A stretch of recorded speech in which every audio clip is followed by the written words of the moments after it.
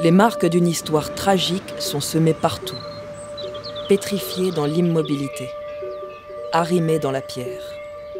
Mais lorsque nous passons à côté sans les regarder, sommes-nous sûrs que la mémoire soit aussi éternelle que le marbre de ces monuments ?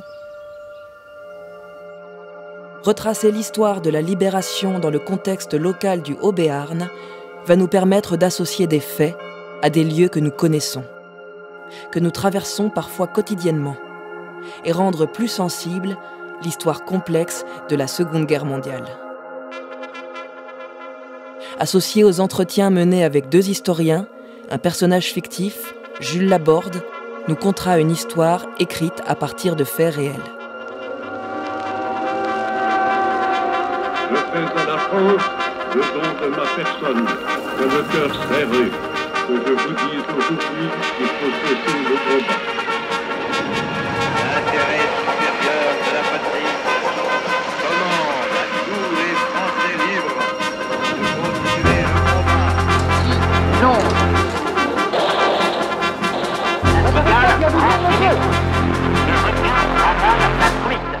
Le 3 septembre 1939, la guerre contre l'Allemagne est déclarée.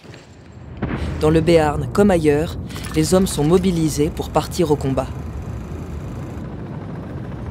Quelques Hauts-Béarnais rejoignent le 8e bataillon de chasseurs pyrénéens.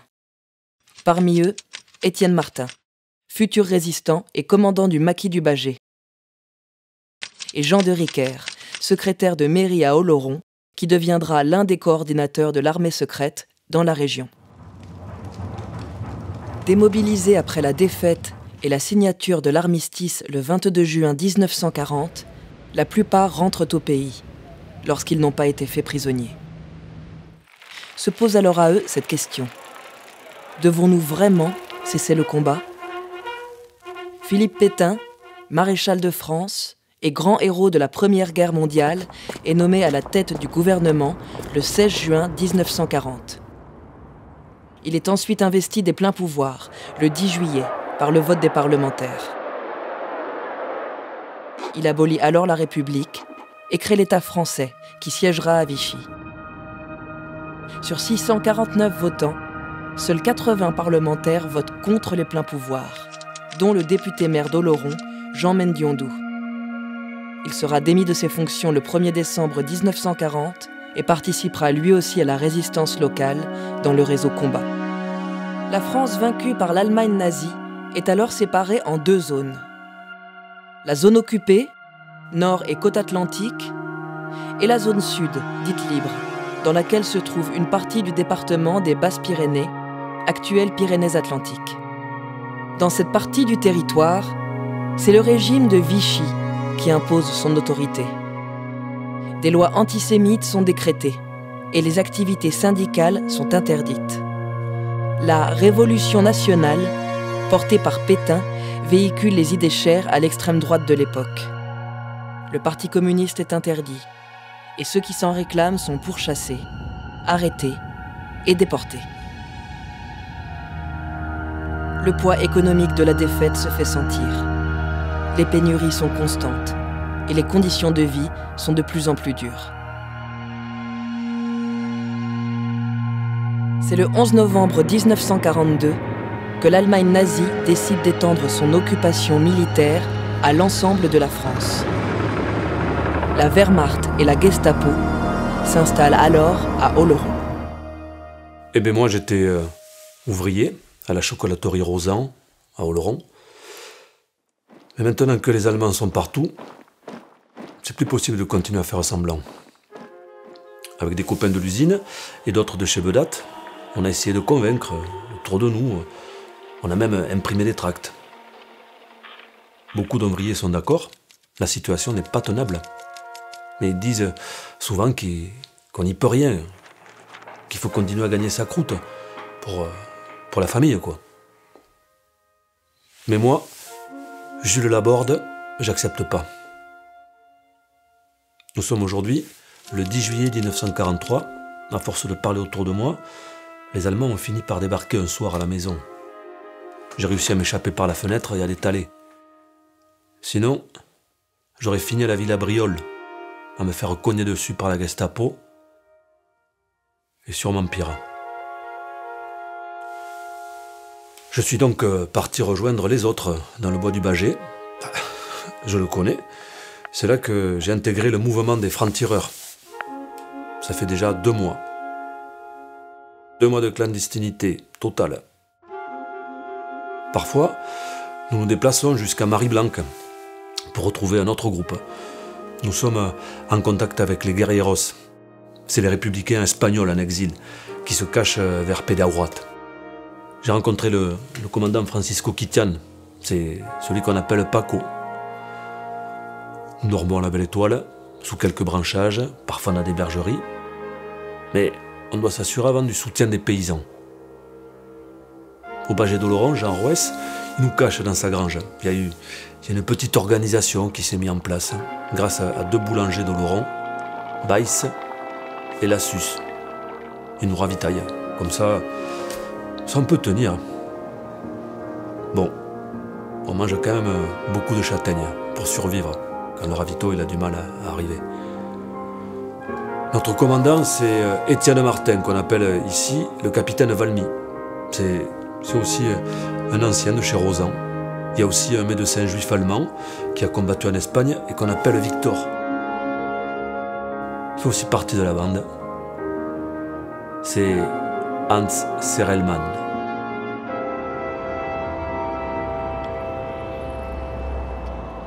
La présence allemande est très forte à partir donc du 11 novembre 1942. Elle se met en place progressivement, mais on peut dire qu'à l'été 1943, la ville d'Oloron, c'est d'abord une région où il y a une commandanture, il y en a une dizaine de villes comme ça dans le département, mais une commandanture importante.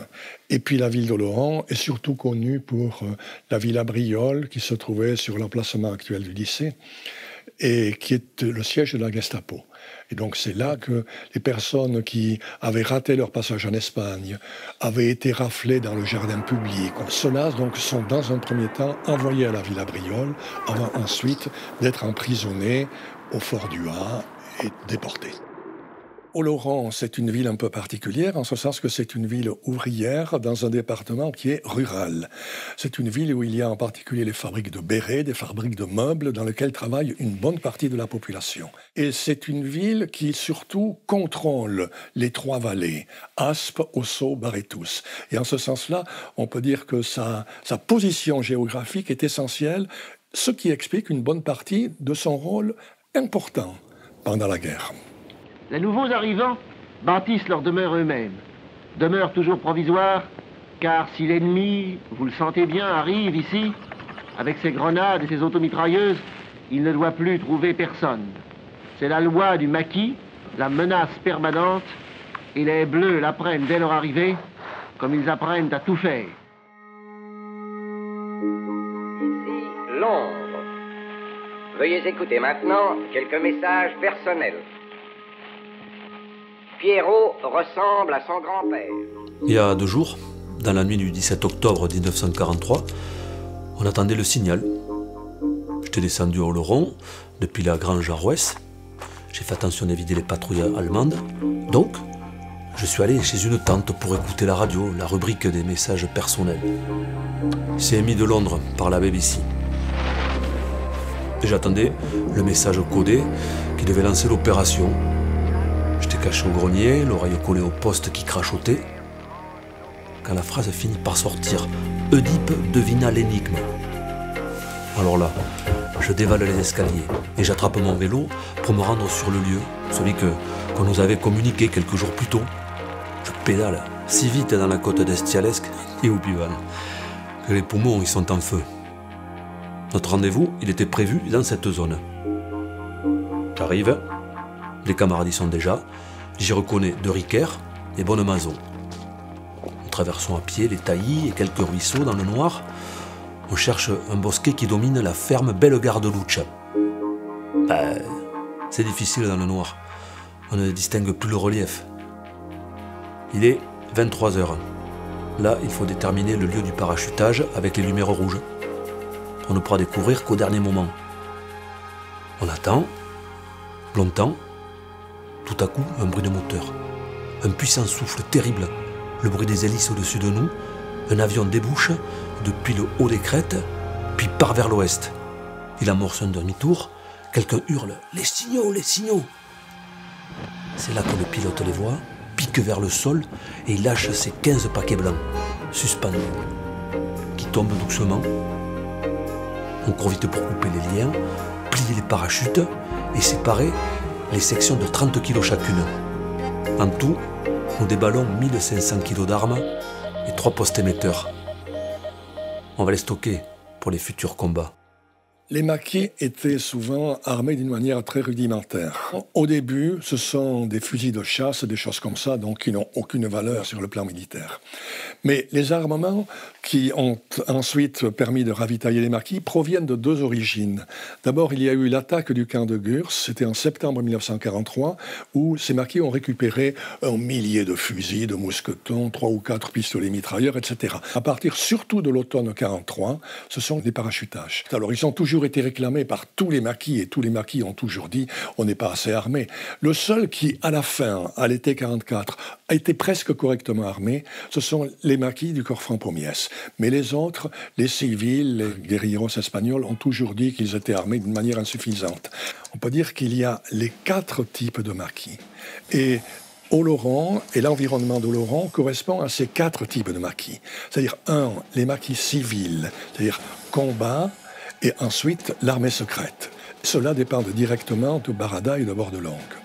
2, les maquis militaires, c'est-à-dire les soldats qui étaient dans l'armée avant 1939 et qui, à partir du moment où leur armée est démilitarisée, se retrouvent donc disponibles. Ça, c'est le corps franc Pommiès. Ensuite, 3, il y a les maquis des guérilleros espagnols, qui eux étaient liés aux compagnies de travailleurs étrangers, elles-mêmes liées à l'histoire du camp de Gurs. Et enfin, 4, il y a les maquis communistes, les FTP. Pour Oloron, ça serait essentiellement le maquis Guy Monquet, qui ensuite a été amené à se déplacer dans divers endroits. Mais la proportion, d'ailleurs, n'est pas égale entre les 4. Presque la moitié, ce sont des maquis civils. Un certain nombre de personnalités émergent parmi les civils. La plus connue, c'est Jean de Riquer, puisque Jean de Riquer est quelqu'un qui, à l'origine, fait partie de l'armée secrète, c'est un civil, mais ses qualités sont telles qu'il est reconnu comme le chef de tous les maquis d'Oloron, les maquis de l'armée secrète et du corps franc Pommiès. Donc Riquer est quelqu'un qui vraiment a réussi à faire derrière lui l'unité. Quelques jours avant le débarquement, au début du mois de juillet 1944, il est fait prisonnier et finalement son maquis est un maquis qui va se retrouver soit dans le maquis un peu plus au nord de Monin, c'est-à-dire le maquis du Laring, soit une partie va également rejoindre le maquis Guy Monquet qui se trouve alors à Marie-Blanque. Le maquis de Monin était un maquis qui, lui, était commandé par une autre grande figure, c'est le commandant Prat, Raoul Prat, qui est quelqu'un dont la vie est assez extraordinaire et qui s'est efforcé de rassembler dans une forêt difficile à atteindre l'essentiel de ceux qui protestaient, ne voulaient pas de Vichy. Son groupe est un groupe qui a largement participé à de nombreux combats, disons les combats de l'ouest de Pau.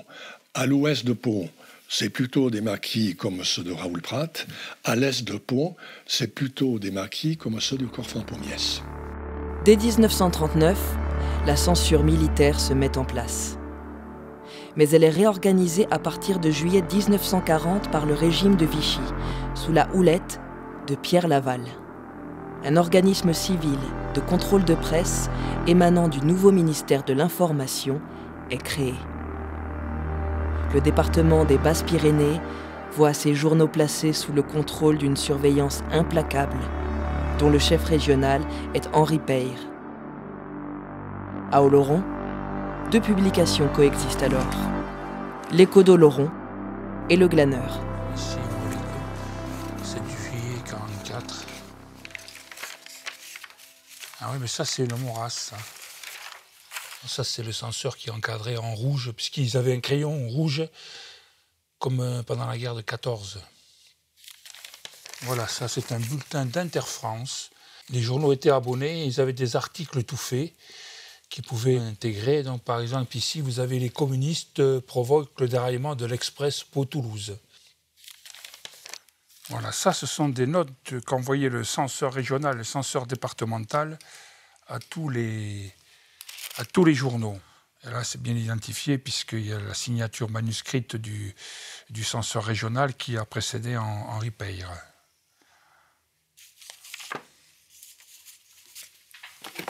Alors ici, on a le registre des consignes. Voilà. Alors il y en avait plusieurs par jour et qui fixaient les dépêches à insérer. Et les consignes sont très intéressantes parce que vraiment on voit que la totalité est encadrée. Les expressions les alliés, les Nations alliées, les Nations unies ne doivent en aucun cas et sous aucune forme être employées pour désigner les puissances co-belligérantes contre l'Allemagne. Pour les résistants, on employait systématiquement le mot terroriste. Alors il y en avait plusieurs par jour. Et vous voyez, celle-ci, par exemple, elle fixe le titre à choisir. Et on fixe même les sous-titres. Et souvent même, on proposait l'alternance entre deux sous-titres. C'est parce que beaucoup de journaux publiaient les mêmes consignes. Donc, pour éviter qu'on trouve exactement les mêmes titres ou sous-titres, on en proposait 2 ou 3 pour faire croire un peu une diversification de la presse, alors que c'était totalement faux. Vous avez aussi des consignes qui imposent de reprendre la plus grande partie des éditoriaux de Philippe Henriot, qui était ministre de l'Information et qui parlait à la radio régulièrement, au moins 2 fois par jour. Et donc les journaux devaient reprendre une partie de ces conférences, notamment celles qui étaient les plus virulentes contre les Alliés et contre les résistants. On nous dit que nous ne sommes pas des patriotes parce que nous acceptons la politique de collaboration avec l'Allemagne, parce que nous pensons qu'il y a là une opération européenne indispensable. On nous dit que nous ne sommes pas des patriotes, nous qui acceptons le fait de la défaite, qui en avons le cœur aussi meurtri et aussi déchiré que vous, mais qui entendons partir de là pour... Oui, on a déjà réussi plusieurs sabotages, oui. Ah, je commence à être à l'aise dans le maniement de la dynamite. Les pylônes à haute tension, ils tombent les uns après les autres. Arudi, Busiette, Ledeuch, Gand. Et les Allemands, ils repassent derrière pour tout rafistoler. On a aussi saboté la voie ferrée d'Arudi pour limiter leur ravitaillement. Et là, c'est la ligne d'Oloron à Canfranc qu'il nous faut viser maintenant. En attendant, on s'entraîne au maniement des armes, des grenades, des mitrailleuses Sten. On les a reçues au compte-gouttes dans les parachutages. Et bien là, ça change des fusils de chasse, oui. Comme j'ai combattu dans le régiment des chasseurs pyrénéens, je deviens instructeur dans notre groupe. D'ailleurs, il s'agrandit de jour en jour. Hier, on a dû faire un coup de main à la mairie d'Augeux pour récupérer les tickets de rationnement. Heureusement, ils nous ont laissé faire, on n'a pas eu à se servir de nos armes. Les gens, ils sont en majorité d'accord avec ce qu'on fait, même s'ils restent dans l'attente. On ne parlait pas trop de la résistance. Ce n'est que tardivement, parce que justement, il ne fallait pas prouver qu'elle agisse. Donc on parle surtout à partir de 1944, parce qu'il y a énormément de bureaux de tabac qui sont attaqués. C'est là qu'on s'aperçoit, avec la multiplication de ces attaques de bureaux de tabac, qu'il y a quand même des maquis, puisque bon, ils viennent chercher les cigarettes. Et là, par exemple, dans cet écho d'Oloron, on voit des individus armés cambriolent la mairie d'Augeux. Donc ils allaient aussi essayer de trouver un peu de titres de ravitaillement dans les mairies, quoi. C'est un département rural et c'est un département où ces jeunes essaient d'éviter le STO, surtout pendant l'été 1943.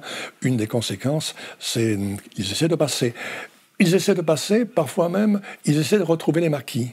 Et dans les maquis, d'ailleurs, ils ne sont pas toujours très bien accueillis. Parce que dans les maquis, il y a des gens qui sont convaincus, veulent lutter contre les Allemands, alors que ces jeunes qui veulent éviter le STO, ils veulent surtout éviter de partir en Allemagne. Donc ce n'est pas nécessairement des résistants. Ensuite, l'amalgame se fait et ils vont jouer un rôle assez important aux côtés de leurs camarades résistants. Entre l'automne 1943 et juin 1944, le département des Basses-Pyrénées passe de 6 à 25 maquis, rassemblant à la fin 3500 hommes, d'opinions et d'origines très diverses. Les maquis se structurent militairement et unifient leurs forces à partir du printemps 1943 par la création, à l'initiative de Charles de Gaulle et de Jean Moulin, des mouvements unis de résistance.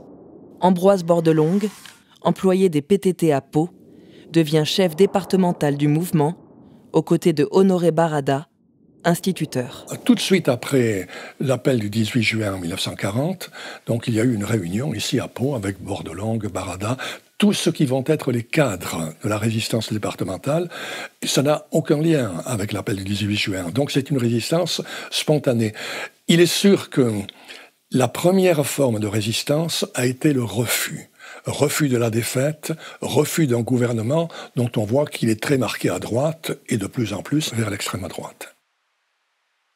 C'est bon, on est prêt. 14 juillet 1944. Un jour parfait pour un beau feu d'artifice. On est bien, pour cette mission de sabotage, ça risque d'être la plus compliquée de toutes. On sait que le pont métallique de la voie ferrée, au niveau d'Escottes, fait 60 mètres de long. Il surplombe le gave d'Aspe, mais à une bonne hauteur. On a avec nous plusieurs kilos de dynamite récupérés sur le chantier de Fabrège pour le nouveau barrage. On retrouve là les hommes du commandant Raoul Prat. Ils arrivent eux de la Seube en pleine nuit, mais sous un quartier de lune qui nous éclaire suffisamment. On se positionne autour du pont, il y a des sentinelles qui montent la garde aux abords de la nationale 134. Un groupe de 6 s'avance sur le pont et traverse les rails avec la caisse d'explosifs, pendant que 2 autres s'occupent de dérouler le fil du déclencheur. Et là, un bruit de moteur arrive au loin, tout le monde s'arrête, on guette la moindre alerte des sentinelles. Après 2 minutes d'immobilité, pleine d'angoisse, ça part une éternité. On entend le moteur s'éloigner de nouveau en direction de la vallée, et tout le monde reprend sa tâche. Il nous faut 20 minutes pour installer les charges et les relier correctement. On se dépêche de se replier en contrebas et une partie des hommes commence à repartir vers la forêt du Bâgé. C'est Robert Félix qui déclenche la charge. Les mains sur nos oreilles, on sent le souffle de l'explosion qui nous secoue. Une espèce de colonne de feu, de fumée. Des grosses poutres métalliques se font soulever comme de la paille. Le pont grince et se déforme. Je pense que personne ne s'attendait à une telle puissance. On se regarde, satisfait. On remballe le matériel qui pourra encore servir et on détale pour rejoindre la route de l'Urbe.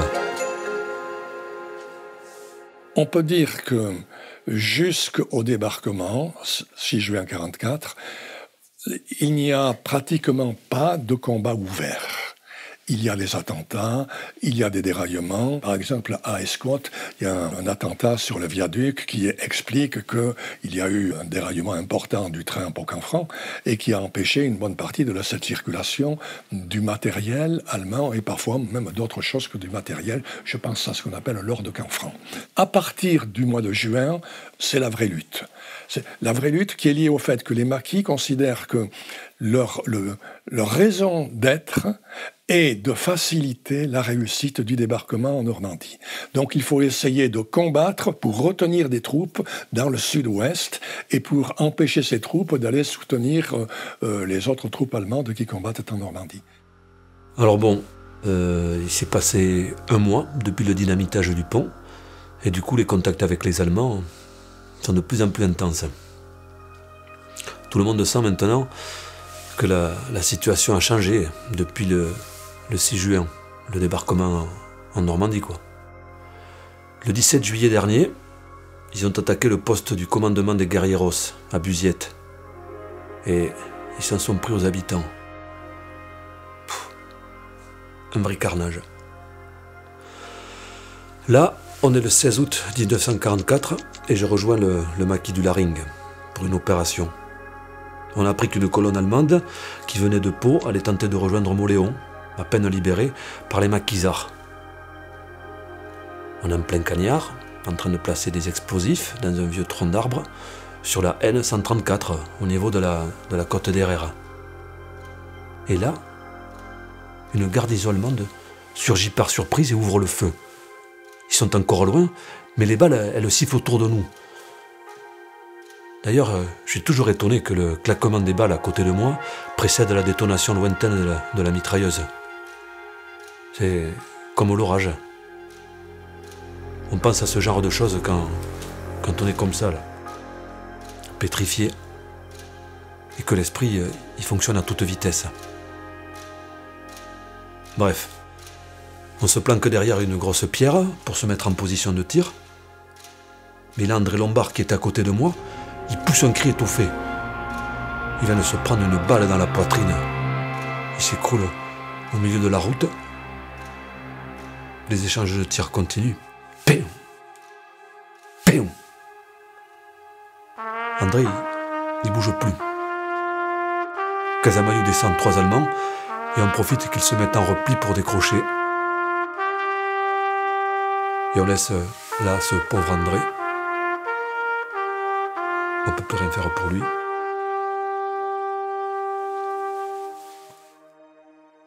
Rien.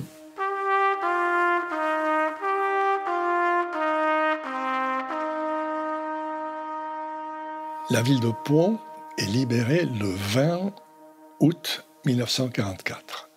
C'est-à-dire les camions partent le 20 août 1944 à la surprise générale, parce que la population de Pau pense que ces camions sont en train de préparer une nouvelle opération militaire d'un côté ou de l'autre.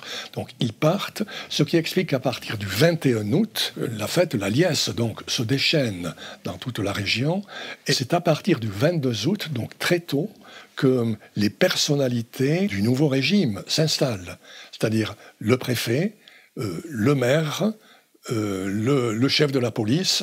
Donc c'est arrivé très tôt. Et dans cette installation, le personnage clé, incontestablement, c'est Honoré Barrada.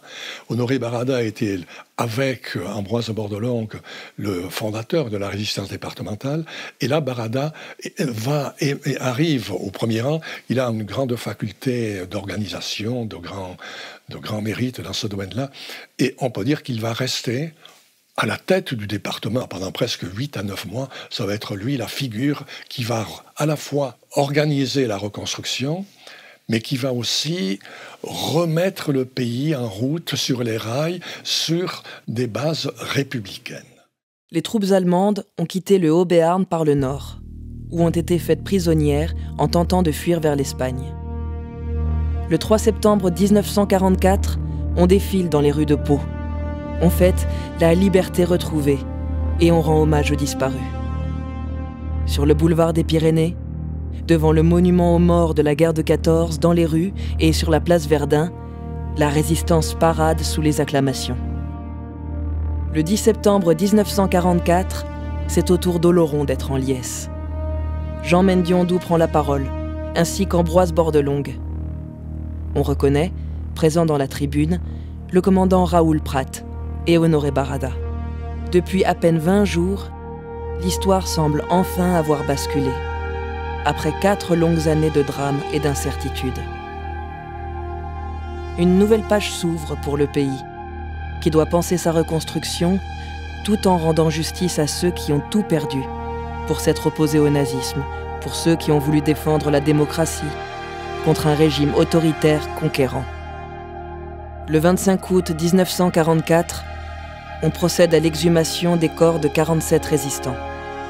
Ce sont les charniers du Pont-Long, qui rendent visible à tous l'horreur de la guerre et de l'occupation. Leurs dépouilles seront transférées et inhumées. À Buziette, le 2 octobre 1944, on inaugure le monument à la mémoire des guérilleros. Un hommage leur est rendu par Jean Baylotte, ex-Joseph dans la Résistance, qui vient d'être nommé préfet après la révocation des responsables de Vichy. Sont présents Ambroise Bordelongue, Honoré Barrada, Jean Mendiondou ou encore Raoul Prat. Le chanoine Arthur Biers, maire d'Auge-les-Bains, rend lui aussi un vibrant hommage aux disparus. La guerre avec l'Allemagne nazie ne prend fin que le 8 mai 1945, après sa capitulation sans condition. Les prisonniers commencent à faire leur retour dans le Béarn dès le mois de mars, et ce, jusqu'au mois d'août 1945. On les voit ici, de retour à Pau, retrouvant famille et amis, souvent après un terrible et fatigant périple. Éloignés des leurs pendant 5 longues années, la réadaptation est souvent compliquée. Pour eux, comme pour le pays, débute alors une difficile et nécessaire reconstruction.